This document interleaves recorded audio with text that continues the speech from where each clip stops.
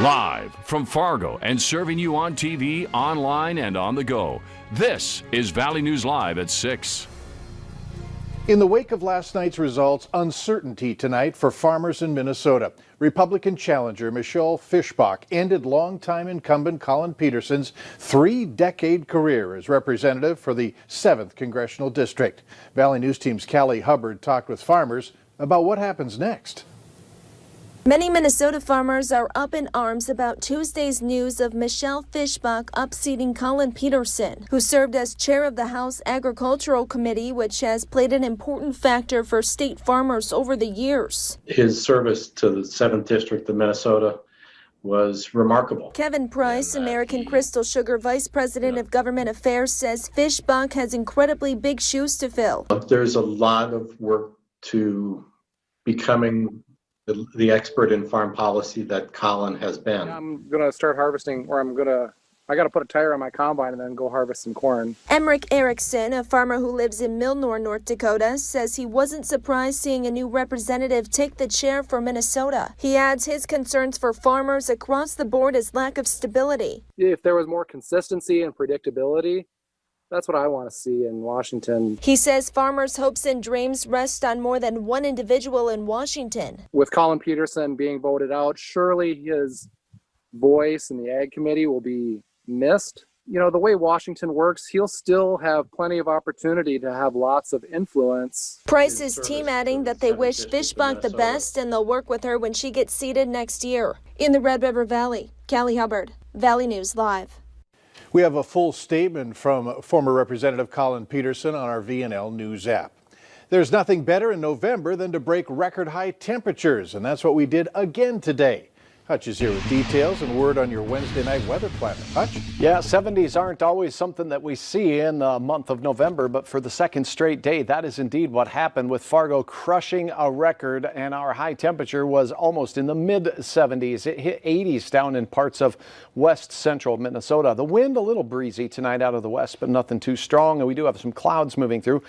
As Mike, a cool front is making its way through now. Not a lot of precipitation with it, but clouds and wind will be the main impact to your evening planner. Temperatures slipping back through the 50s, and overnight will dip through the 40s. I'll have details on what you can expect as we close out this very mild week of weather here.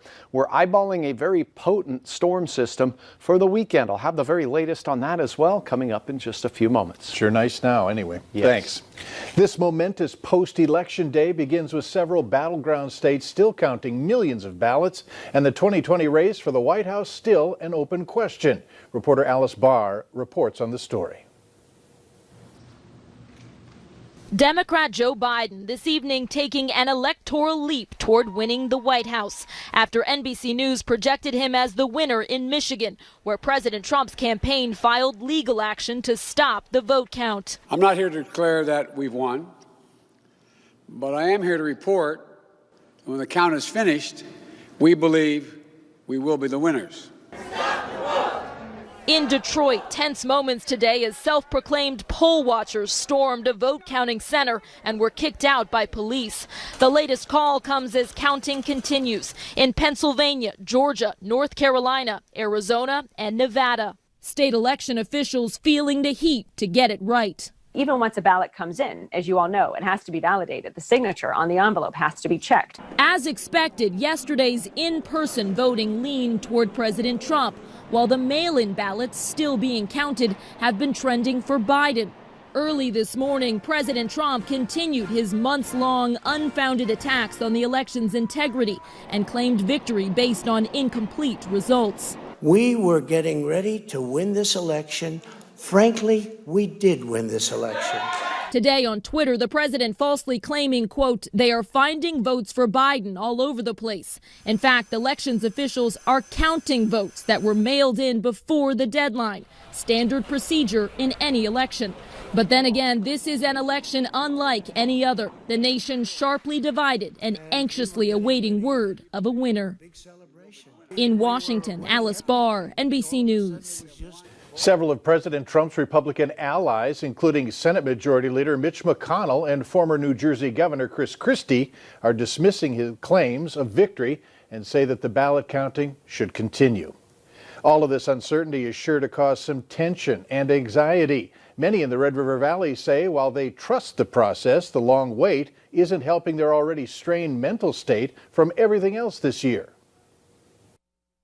We have our usual anxieties. You know, we're trying to pay bills. We're trying to raise the kids. We're trying to be good employees. Plus you add on pandemic, and then you add on to it trying to figure out how to have an elective process. There's just a lot of anxiety. President Donald Trump has requested a recount in Wisconsin after a ballot counts there show former Vice President Joe Biden winning the state by less than 1%. Meanwhile, the Trump campaign has filed lawsuits in both Pennsylvania and Michigan, claiming Republican voters in both states are being disenfranchised and deluded. The latest ballot count shows Trump slightly ahead in Pennsylvania. As the final votes are being counted in the race for the White House, we remind you of the election tracker. You can interact with this map on your own. You can find this on our website at valleynewslive.com or on the VNL News app. It's free on the App Store. The tracker is updating in real time, and there are several ways that you can manipulate it to check out different races. Governor Doug Burgum today appointed a replacement to fill a North Dakota House seat won by David Ondahl, who died before the election but still won. Ondahl won the seat out of the district, which is in the Bismarck area. Burgum named a coal company executive, Wade Beauchamp, to the position.